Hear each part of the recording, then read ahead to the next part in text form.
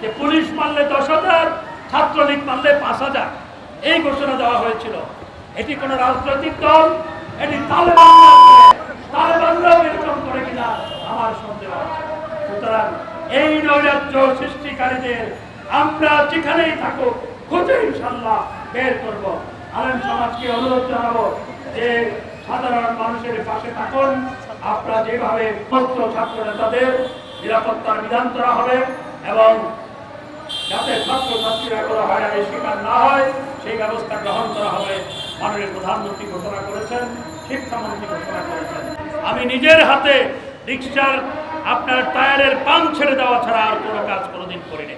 এবং এই আন্দোলনের সুযোগ নিয়ে বিএনপি, জামাত, সন্ত্রাসী জঙ্গি গোষ্ঠী, তালেবান ভাবাদর্শে যারা উজ্জীবিত সেই জঙ্গি গোষ্ঠী তারা নরসিংদীতে তারা কারাগারে হামলা চালিয়েছে এবং সেখান থেকে 9 জন জঙ্গিকে তারা ছিনিয়ে নিয়ে গেছে এবং অস্ত্র লুট করেছে। এটি রাষ্ট্রের উপর হামলা। তবে প্রশ্ন থেকে গাজীপুরে আমাদের একজন কর্মী যে সার্বক্ষণিক গাজীপুরের সাবেক মেয়র জাহাঙ্গীরের সাথে থাকতো, তাকে পিটিয়ে তার লাশ গাছে ঝুলিয়ে রেখেছে এবং ছাত্রলীগ, আওয়ামী লীগের 15 জনের বেশি নেতাকর্মী নিহত হয়েছে। চট্টগ্রামে ছাত্রলীগের নেতাকর্মীরা 6তলা বিল্ডিং এর ছাদের উপর আশ্রয় নিয়েছিল গন্ডগোলের সময় এবং সেখানে 6তলা বিল্ডিং এর উপর উঠে সেখান থেকে তাদেরকে ছুঁড়ে ফেলে হত্যা করা হয়েছে। এমনকি অনেকে বেয়ে যখন নামছিল তাদেরকে পিটিয়ে হত্যা করা হয়েছে। এটি মধ্যযুগীয় বর্বরতা এবং তালেবানের স্টাইলে বর্বরতা চালানো হয়েছে। মধ্যযুগীয় বর্বরতাকেও তাদের এই বর্বরতা হার মানিয়েছে। এটি কোনো ছাত্ররা করে নাই, এটি কোনো প্রকৃত ছাত্র এগুলোর সাথে যুক্ত ছিল না, কোনো ছাত্র আন্দোলনকারীরা এটি করে নাই। যারা ছাত্ররা মাঠে নেমেছিল তারা অহিংস আন্দোলন করেছিল 2 সপ্তাহ ধরে, 2 সপ্তাহের বেশি সময় ধরে এবং সরকার, পুলিশ তাদের সমস্ত নিরাপত্তা বিধান করেছিল।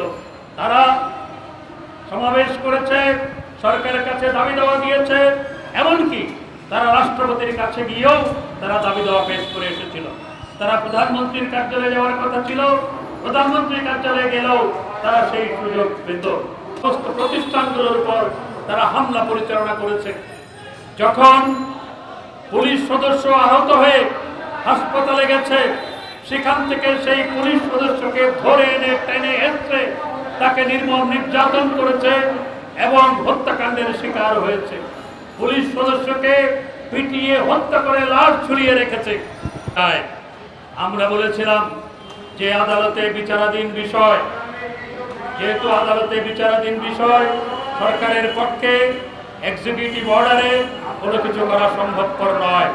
আদালতের মাধ্যমেই এই কোটা সমস্যার সমাধান হবে এবং সেই প্রেক্ষাপটে মাননীয় প্রধানমন্ত্রী জাতির উদ্দেশ্যে ভাষণ দিলেন এবং জাতির উদ্দেশ্যে ভাষণ দিয়ে তিনি বললেন যে এই কোটা সমস্যার সমাধান যেহেতু আদালতে, সর্বোচ্চ আদালতে বিচারাধীন, সেই কারণে আদালতের মাধ্যমে এটি সমাধান হবে।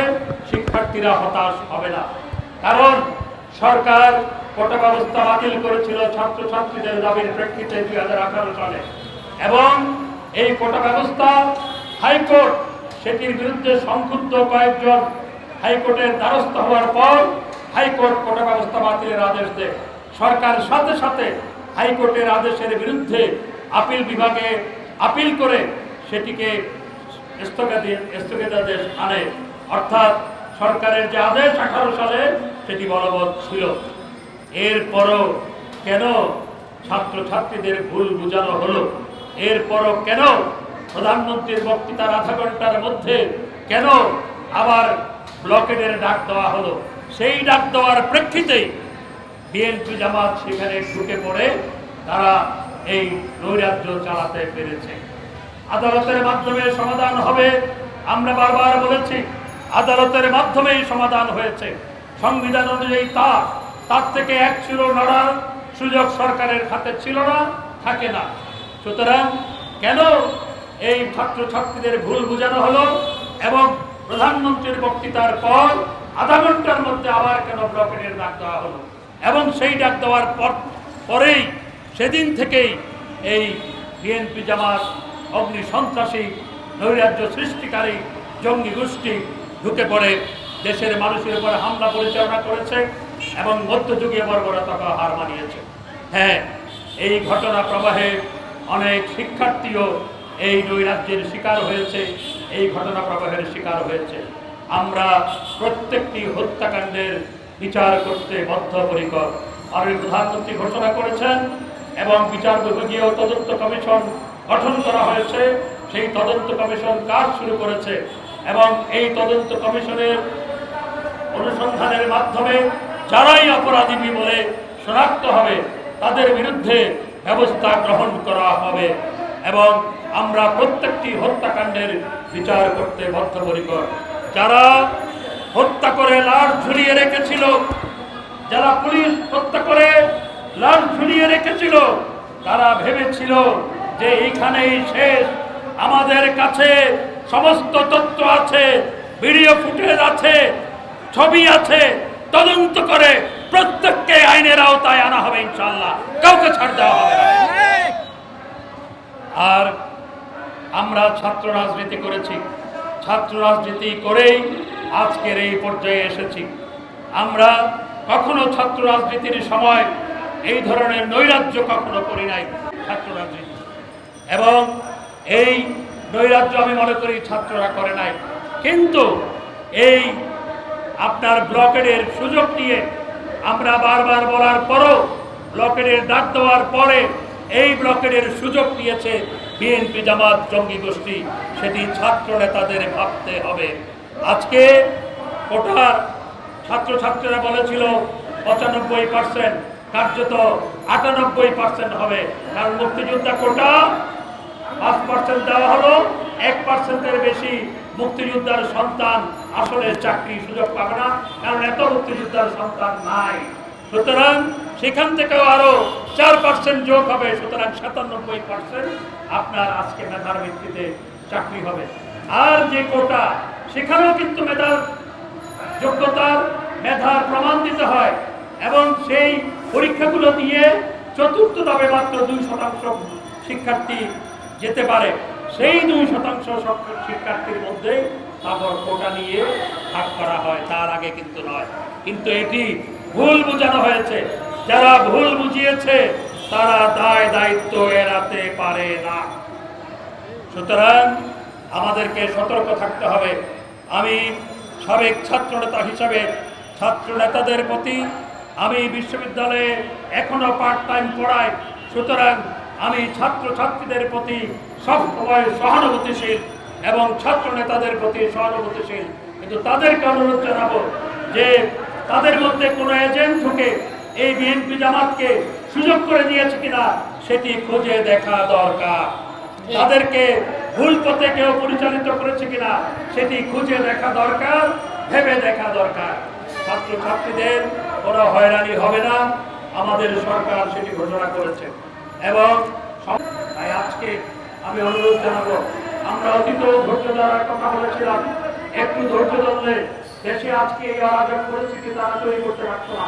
তাই এখনো বলবো যে অহেতুক কারো প্ররোচনায় প্ররোচিত হবে না তোমরা, এবং সরকার তোমাদের পাশে আছে, আমরা তোমাদের পাশে আছি।